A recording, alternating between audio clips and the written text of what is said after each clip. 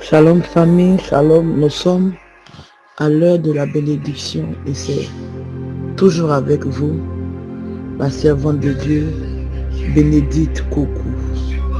Alléluia.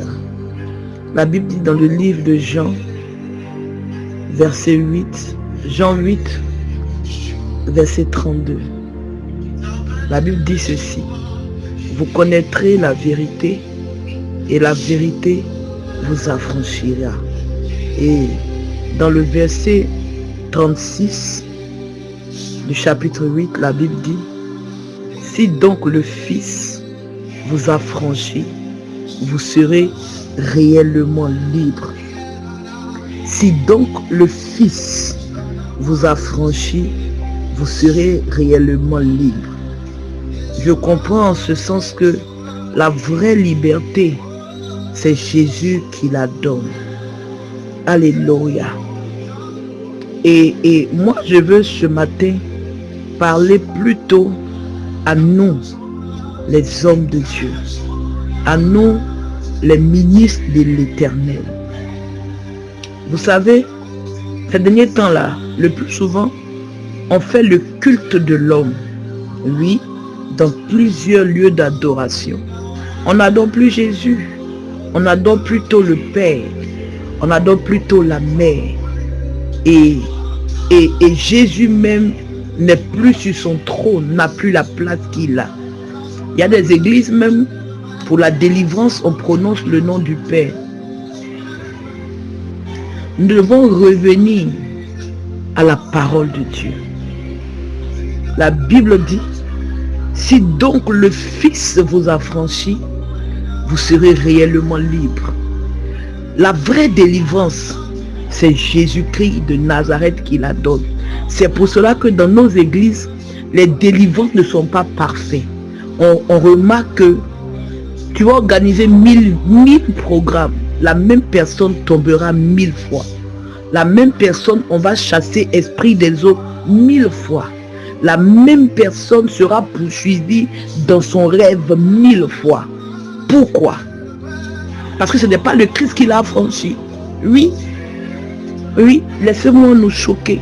Parce que ce n'est pas le Christ qui l'a affranchi. On ne parle pas de Jésus. On n'annonce pas Jésus. On ne donne pas la place du Christ.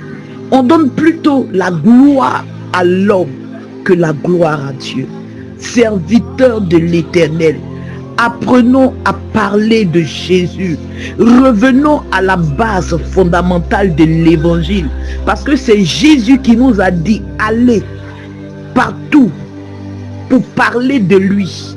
Et faisons du monde entier ses disciples. C'est Jésus qui nous a envoyés d'aller annoncer l'évangile. Regarde les femmes dans le tombeau. C'est Jésus qui les a envoyées en mission pour aller croiser les disciples. C'est Jésus qui envoie. Annonçons Jésus dans nos églises. Arrêtons les discours vains. Arrêtons les prédications qui n'ont ni queue ni tête. Arrêtons à vouloir toujours parler des mystères inutiles. Le mystère de la cuisse, le mystère du cou. On ne sait même plus de quoi on va parler, tellement on veut parler des mystères. Enseignons Jésus au peuple. C'est Jésus qui est la vraie délivrance. C'est Jésus qui est la vraie liberté. C'est le Christ qui nous a franchis et nous serons réellement libres. C'est Jésus qui nous donne la vraie liberté. C'est Jésus qui peut prendre une personne de zéro pour lui donner une image. C'est Jésus-Christ de Nazareth qui peut ressusciter les morts. C'est lui qui a ressuscité Lazare. Je nous en supplie, serviteurs de Dieu, n'oublions pas que nous sommes juste des simples instruments entre les mains de l'Éternel. Loin de Dieu, tu es juste un instrument entre les mains de l'Éternel. Et c'est lui qui détient ton souffle entre ses mains. Il suffit d'un déclic et ton souffle te sera ôté. Il suffit d'un clic et ton souffle te sera ôté. Faisons l'œuvre à laquelle Dieu nous a appelés. faisons l'œuvre à laquelle Dieu nous a appelés. Je ne pense pas que Dieu a appelé un serviteur pour venir prendre sa place. Non, je ne pense pas que Jésus t'a appelé pour venir voler sa gloire. Non, la Bible même dit il ne partage pas sa gloire avec une personne. Il est le Dieu jaloux. Nos enfants méritent d'être bénis. Tes fidèles méritent d'être bénis. La stérile mérite d'enfanter. Celui-là qui est possédé mérite d'être véritablement libre. Oui, c'est pour cela que de nos jours, il n'y a plus de vrais miracles.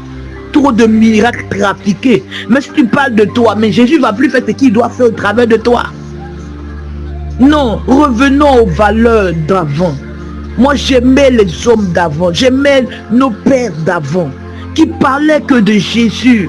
Je me rappelle quand nous marchons avant pour aller à Koumassi, pour aller écouter Jean-Marie Domoro, c'était avec l'amour de cœur. Je me rappelle quand nous marchions pour aller jusqu'à Cocody pour aller voir Kakou Sévérin, c'était avec la joie au cœur parce qu'il prêchait Jésus. Kakou Sévérin a marqué la Côte d'Ivoire parce qu'il prêchait Jésus, parce qu'il annonçait Jésus. On pouvait tout dire de Kakou Sévérin, mais il n'est pas sorti de son cadre qui est d'annoncer Jésus. Serviteurs de Dieu, annonçons Jésus dans nos églises. Arrêtons de voler la place de l'Éternel. Sinon on sera surpris un matin quand notre souffle nous sera retiré.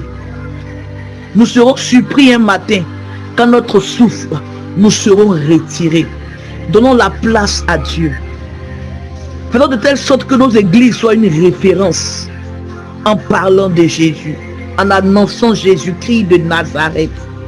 Alléluia. C'était avec vous ce matin votre servante de Dieu, Bénédicte Coco. Excusez-moi ce matin si je nous ai choqués, mais il fallait que je dise ce que l'Éternel voulait que je dise. Shalom famille, que Dieu nous bénisse.